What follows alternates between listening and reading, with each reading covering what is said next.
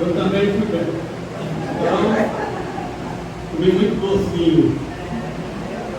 Bom, pessoal, hoje tem um monte de recado, mas primeiro eu quero agradecer.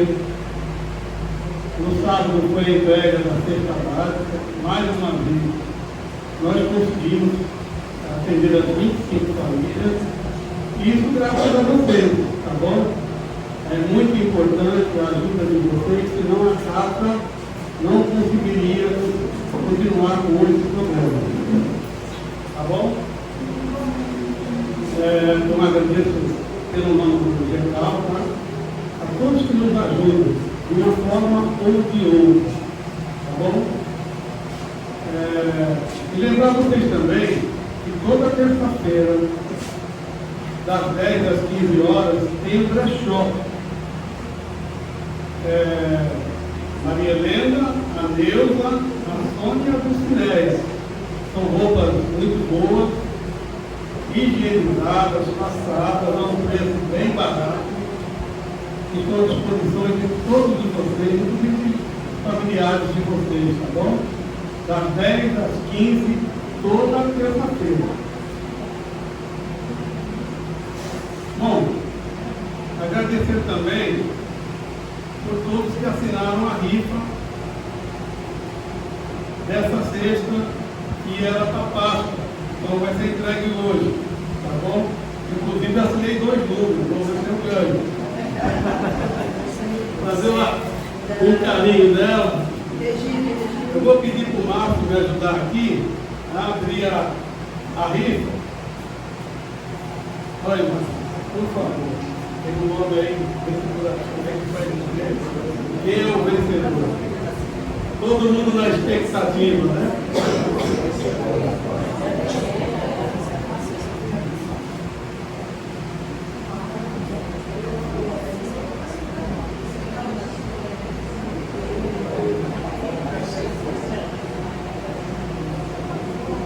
Bom, o nome que ganhou foi Virgínia. Agora vamos ver quem assinou Virgínia.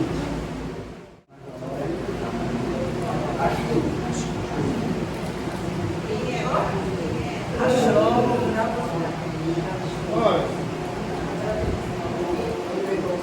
Escuta, dá para dar um pulinho aqui, que eu não conheço esse nome aqui.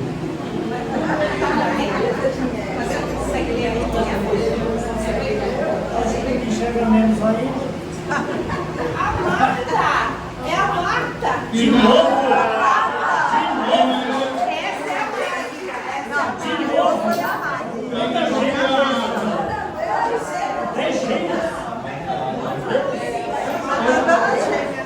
Eu posso entregar uma máquina? Vamos lá aqui, tá tudo em família. Não sei se eu entrego. Tem mais um aqui, ó.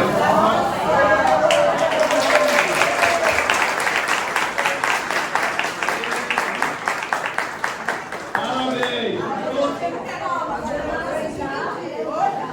O problema agora é que o menino não dá nem para esconder.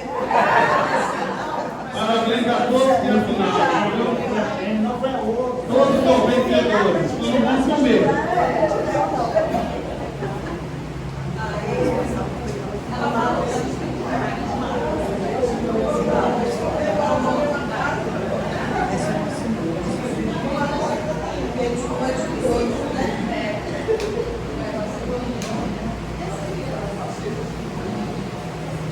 Então agora vamos fazer a abertura dos trabalhos de hoje. Vamos fazer uma conexão com o nosso plano espiritual, os nossos mentores, nossos guias, anjos das vagas, o nosso Senhor Jesus Cristo, nosso amado Mestre. Agradecemos por mais esse dia de nossas vidas, pela presença aqui nessa casa espírita, e com a prece que nos deixaste, Senhor. Vamos iniciar os trabalhos, Senhor. Pai nosso, que estás no céu, santificado seja o vosso santo nome. Venha a nós o vosso reino. Seja feita a vossa vontade, assim na terra como nos céus.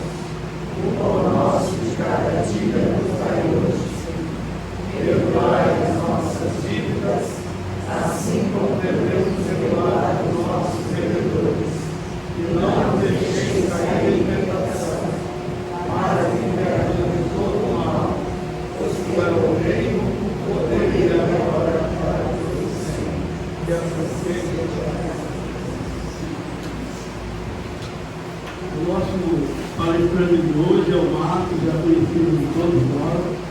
Ele é do Guarujá, Bertioga, ele é de Bertioga, ele passa pelo Guarujá, mas vai mais para frente. Bertioga, Marcos. Como dizia um amigo meu, a casa é sua.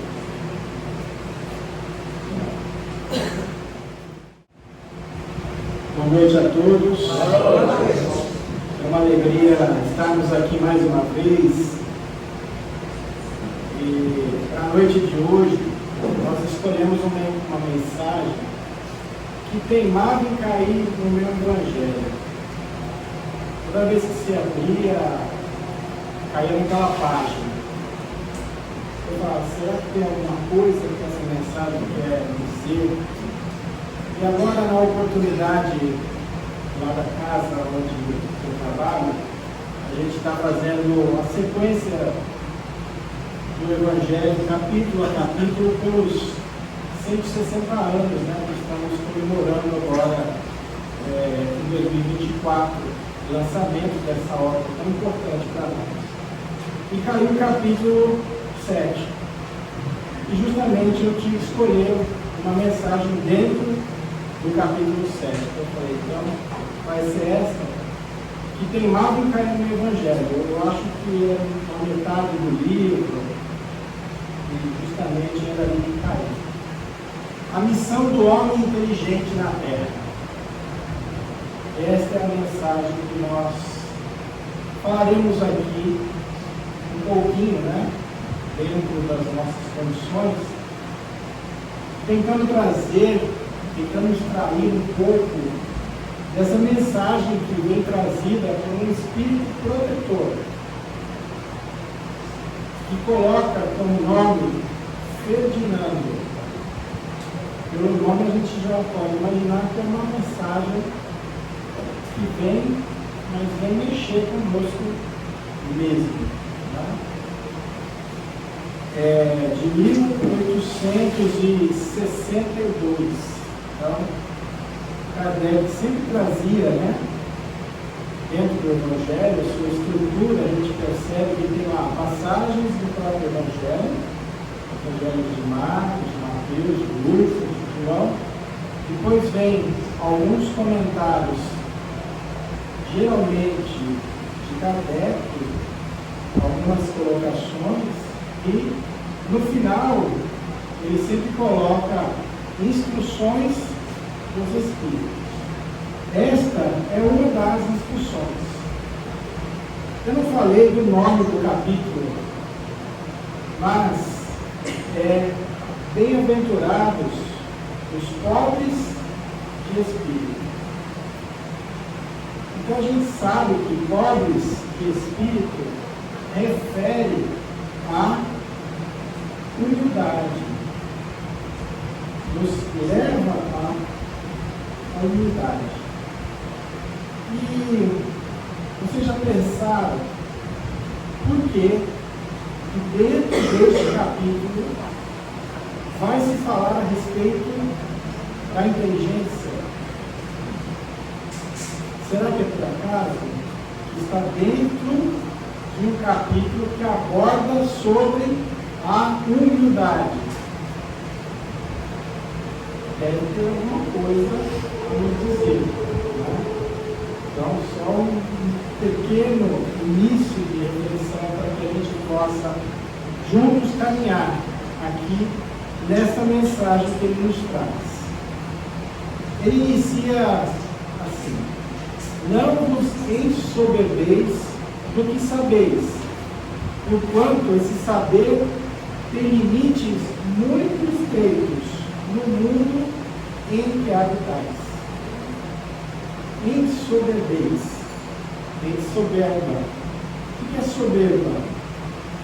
Dentro do dicionário, significa manifestação de orgulho, de pretensão, de superioridade sobre outras pessoas.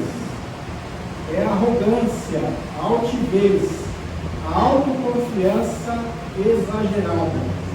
É uma manifestação negativa ao denotar posição de superioridade. Então, ele está dizendo para nós, de início aqui, nessa jornada, que a gente não deve achar que nós somos alguma coisa, de que nós temos um saber grandioso.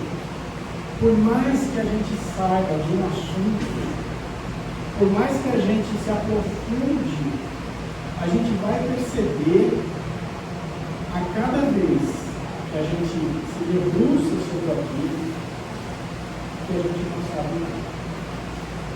Como dizia o velho filósofo, só sei que nada sei. Quando a gente imagina que sabe alguma coisa, a gente pode participar, por exemplo, quando a gente está no meio da doutrina, a gente passa alguns anos, de repente a gente acha que já sabe tudo. Mas aí a gente vai num congresso espírita, num congresso médico espírita, e lá eles trazem algumas abordagens que a gente nunca imaginou, dentro de um assunto que eu achava que conhecia.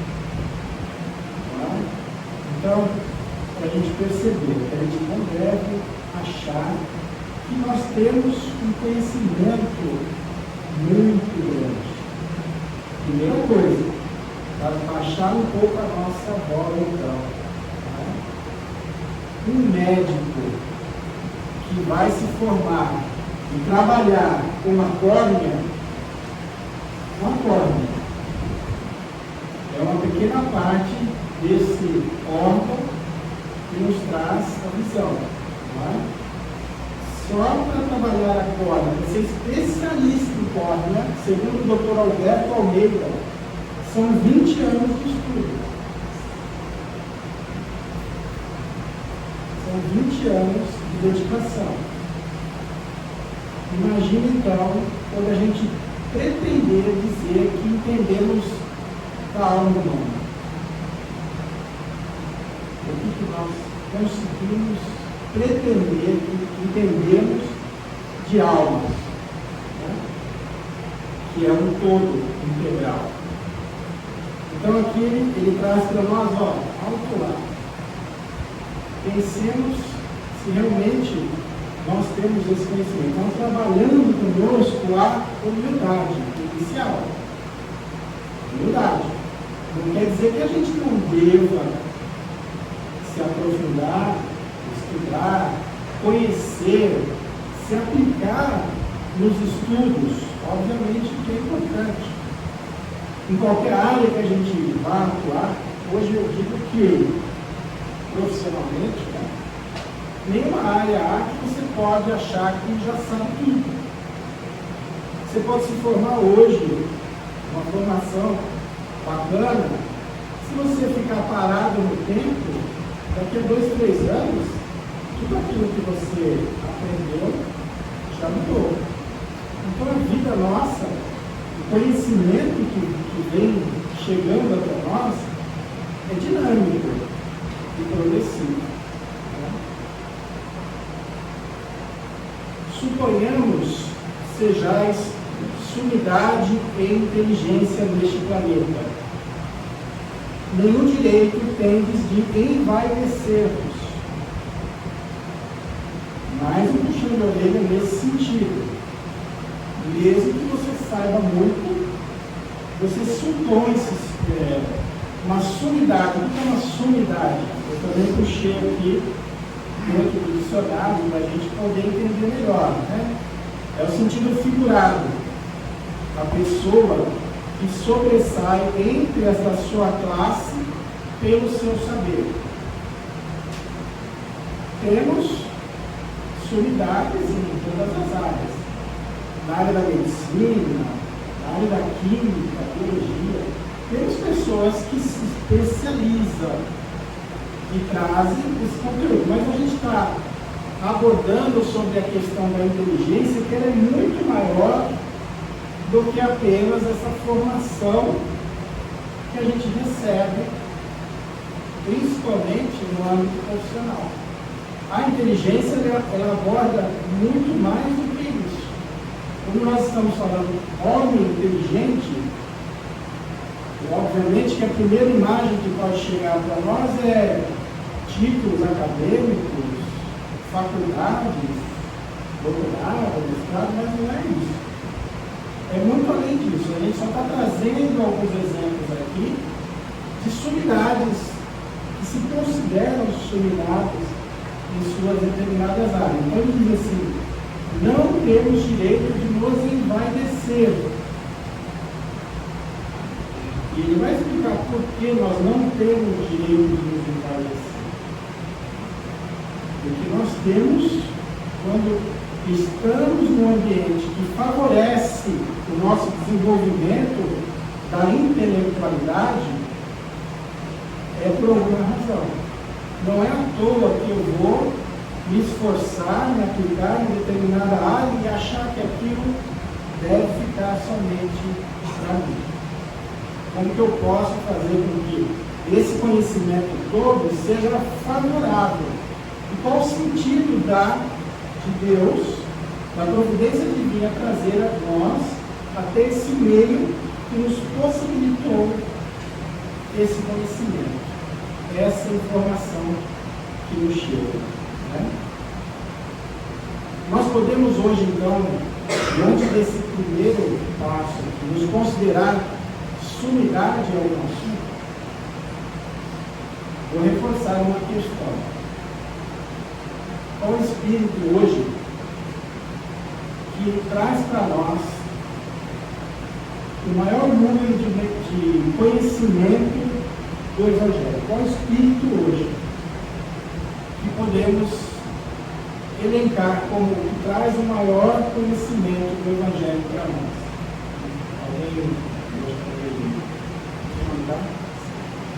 Alguém falou? Emmanuel. Em uma passagem ele diz que no plano espiritual, nos estudos que ele participa, ele se sente um troglodita. Ou seja, ele acha que ele não é nada diante do conhecimento que vem desses outros espíritos que com ele participam desses estudos. Imagina o tanto que ele traz para nós de informação sobre o Evangelho. Ele pega um pedacinho desse tamanho, de uma frase lá de qualquer Evangelho, e faz uma lição poderosa. E ele se sente lá uma pessoa fora do mundo, uma pessoa, um espírito, né? Fora do ambiente. Por quê? Porque tem espíritos com muito maior conhecimento que ele. Então, aí, acho que a gente não pode se considerar sumidade. Eu digo que isso nos traz a vaidade. É isso que ele está dizendo para que a gente não se envaideça. Aí ele continua: se Deus, em seus desígnios, vos fez nascer no meio onde pudestes desenvolver a vossa inteligência, é que quer que eu utilizeis para o bem de todos. Tivemos a oportunidade, a vida foi favorável, conseguimos atingir alguma inteligência, seja ela qual for, tem um significado. Deus não nos coloca no meio à toa.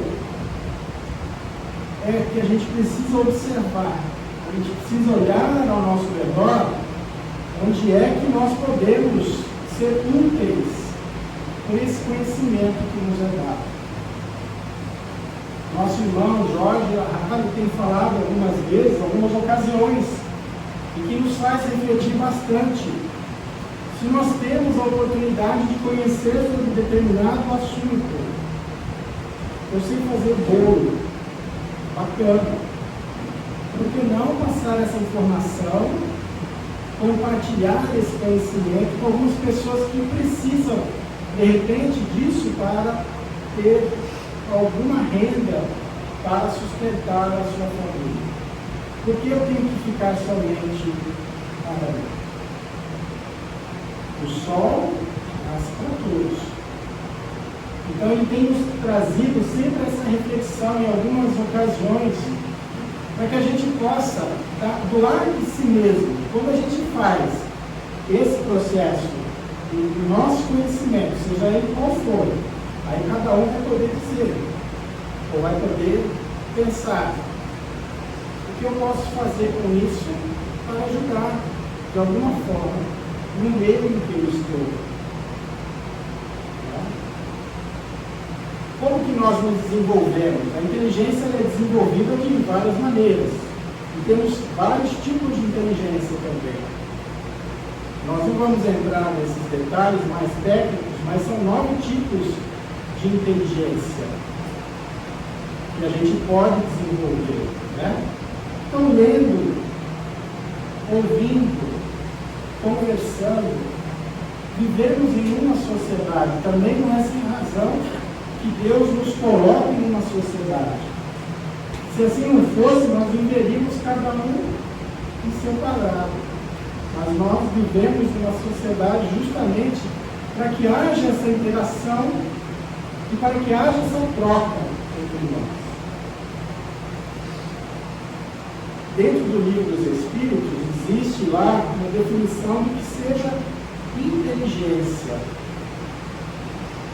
Na questão 71 e 72, que diz basicamente que a inteligência é uma faculdade especial peculiar a algumas classes de seres orgânicos. E aí ele vem trazer para nós as classificações: seres inanimados, só tem matéria, não tem inteligência e não tem vitalidade, são os corpos brutos. A segunda, seres animados que não pensam, tem matéria, tem vitalidade, mas é destituído de inteligência. E o terceiro, seres animados pensantes, tem matéria, tem vitalidade e tem uma inteligência ou um princípio inteligente que lhe dá a faculdade de pensar. Então, que ele classifica para nós o que é a inteligência, afinal. Como que é isso, né? Uma inteligência desenvolvida é sinônimo de espírito evoluído? O que vocês acham? Não. Nem sempre, né? Às vezes,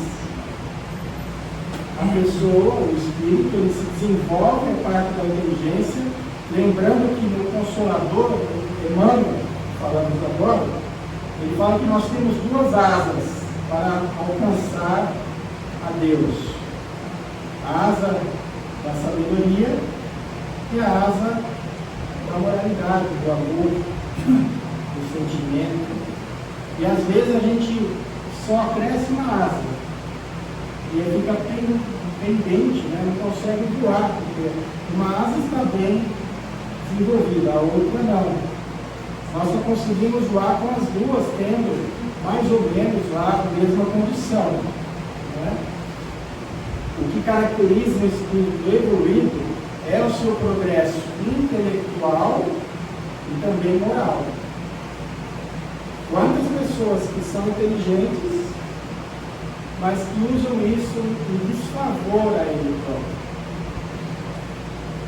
Vejamos as pessoas que hoje cometem crimes. São pessoas inteligentes, mas a parte moral está totalmente desprovida, né? Então, não necessariamente uma inteligência desenvolvida quer dizer que é um espírito evoluído. Precisamos, como eu falei, uma boa dose, né, de sentimento e de sabedoria. São as 2 asas com que a alma se elevará para a perfeição infinita, como diz Emmanuel no livro Consolador. Então nós entendemos aí que ambos são imprescindíveis. A gente aqui muito tem falado dentro de uma casa espírita, qualquer outra religião sobre a questão moral. E às vezes a gente deixa de abordar um pouco sobre a inteligência. Então são dois principais, né, tipos de adiantamento que nós estamos sujeitos para evoluirmos, para progredirmos. Quando nós desenvolvemos a parte intelectual sem a parte moral, é certo, é possível que dê o quê? Perspectiva de queda. Quando eu desenvolvo somente a parte da inteligência e não desenvolvo a parte da moral, é possível, é uma perspectiva boa de que haja queda no nosso caminho. Né? Já o avanço moral jamais será excessivo. Então, enquanto a gente puder avançar na parte moral, isso nunca vai nos atrapalhar. Nunca vai nos atrapalhar. É isso. O Emmanuel, na questão 120 ainda do Consolador, diz assim: o grande erro das criaturas humanas foi valorizar exageradamente a inteligência, desprezando os valores legítimos do coração dos caminhos da vida.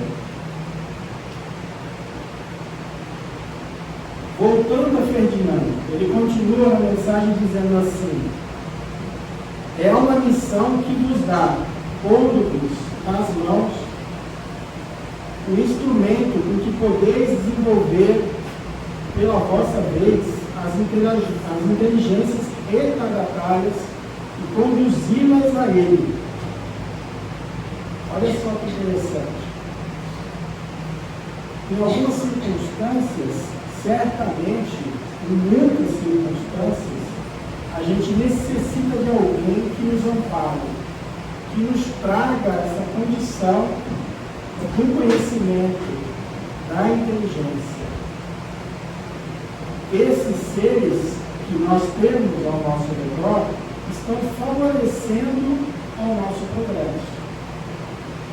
Nós, em contrapartida, também temos condição de fazer o mesmo para pessoas que são retardatárias, ou seja, que ainda não iniciaram talvez um processo de evolução que nós já iniciamos. No menor que seja o nosso grau de evolução, sempre haverá alguém que está na retaguarda e nós podemos então ajudar. A gente pode imaginar uma imagem, para quem gosta de imagem, né? Eu estou aqui dando a mão para alguém que me puxa e ao mesmo tempo estou com uma outra aqui para baixo, puxando alguém que ainda está para trás. Se a gente pensar, fazendo uma analogia, estamos todos num rio, seguindo o seu leito. Eu, logicamente, posso usar uma técnica e sair adiante e deixar para trás muitas pessoas. Mas se eu, de repente, seguindo o leito, der as mãos àqueles que têm maior dificuldade, nós até podemos explorar um pouquinho mais, mas todos nós chegaremos no nosso destino. Para a gente entender que sempre é possível considerar algo que a gente possa utilizar da nossa inteligência para socorrer aqueles aqui que estão ao nosso redor.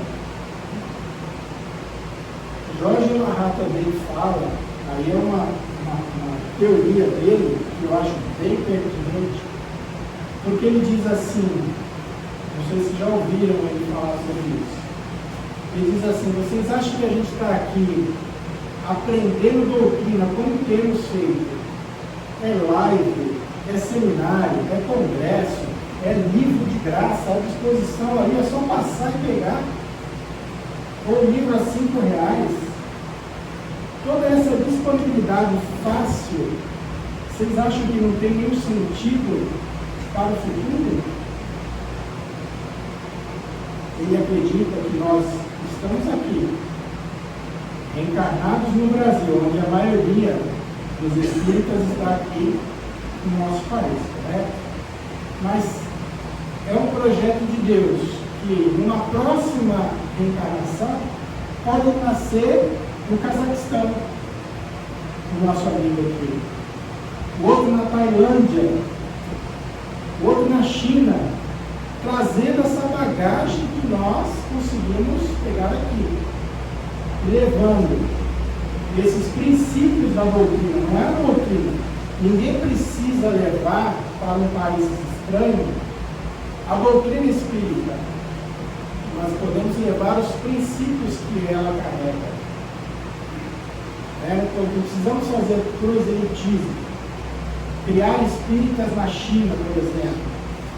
Mas que tal falarmos sobre os seus princípios, da reencarnação, sobre Deus, sobre a imortalidade, sobre a pluralidade da existência e tantos outros princípios que nós temos. Então ele acredita nisso, e eu também acho que não é por acaso que a gente tem tanta facilidade hoje. Talvez ainda nesta oportunidade a gente possa fazer isso.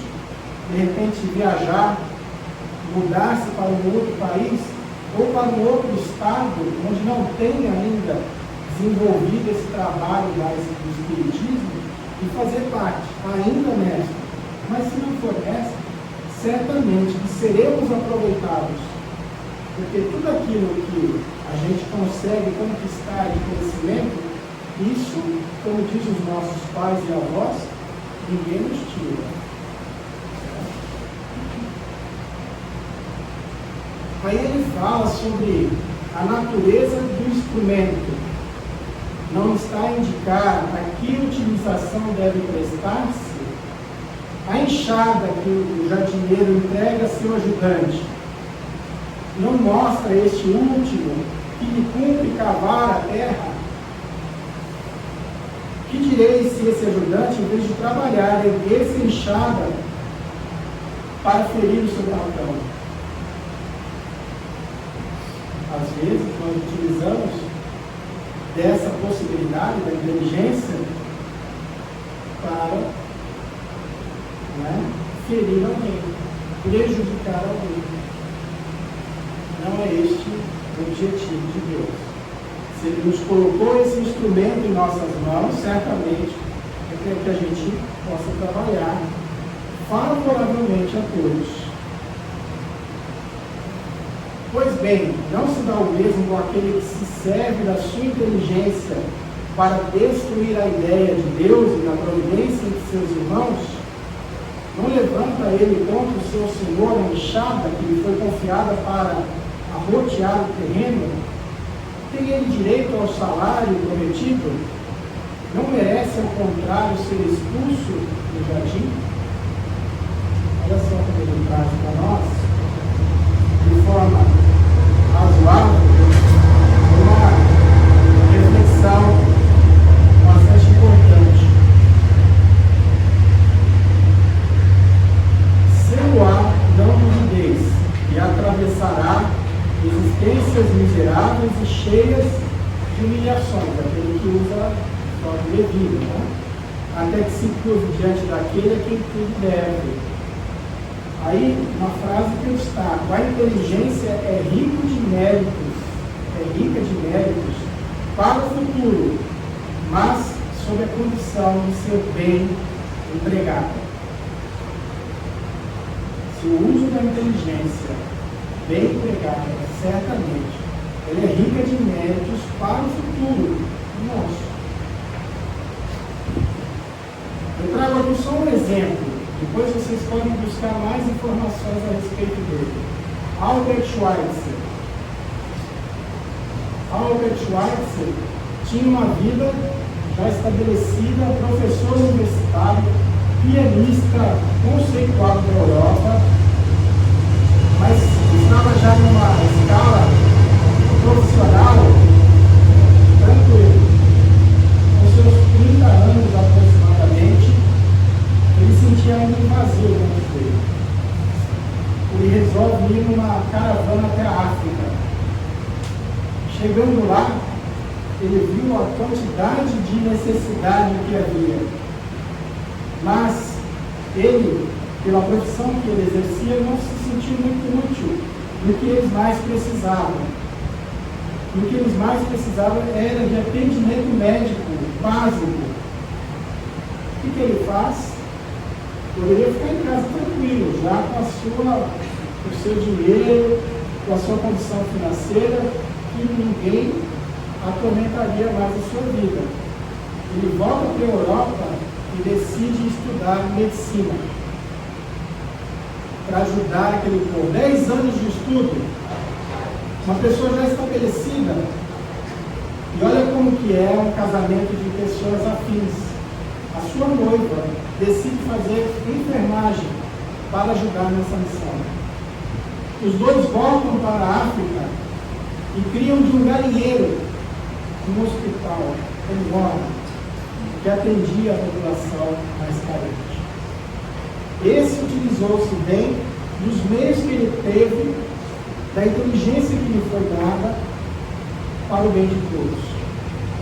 A história dele tem muito mais detalhes que eu acredito que vocês podem gostar se procurar.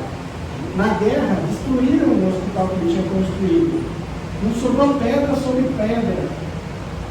Esse que ele desanimou, ele seguiu em diante. Falou que ia construir um hospital ainda maior e mais bem equipado. E foi o que ele fez. Como ele se mantinha? É importante. Toda a sua bagagem profissional não foi à toa. Quando acabava o dinheiro, ele voltava para a Europa, dava aula de piano, fazia concertos, arrecadava o dinheiro e voltava para a África para o seu trabalho. Procurem a história dele, que nos traz certamente uma grande reflexão e ponderação daquilo que a gente pode fazer. Eu digo que todos nós vamos sair daqui e ir para a África, construir um hospital, mas certamente alguma coisa nós podemos fazer em favor do nosso Senhor.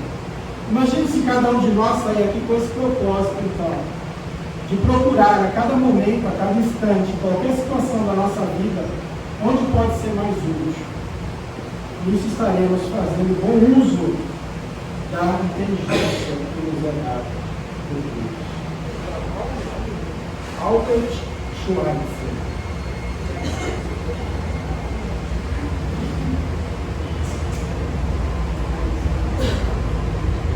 Então nós entendemos que a inteligência mal conduzida pode trazer prejuízo a muitas pessoas, mas também ela pode ser um poderoso instrumento de progresso quando ela estiver bem empregada. Aqueles que a utilizam de forma inadequada, e temos na questão 373A uma pergunta nesse sentido. Mostra aquelas pessoas que chegam, como ele diz aqui no texto, né? Um corpo de idiota, é o nome que se dava antigamente às pessoas que tinham algum problema de saúde mental, né? Pode então encerrar um espírito que tivesse um homem de gênio numa existência precedente? Sim, o gênio torna-se às vezes uma desgraça quando dele se abusa. Pode-se dizer que os cretinos e os idiotas são estropiados no cérebro, como o coxo é das pernas e o cego dos olhos. Utilizou mal essa ferramenta, tem a lei de causa e efeito, mediação e reação. Mas aqui fica o convite para que a gente possa observar como temos feito o uso da nossa inteligência. E que essa mensagem agora caia muitas vezes no Evangelho de vocês, o homem inteligente na terra, seu capítulo 7. Muito obrigado.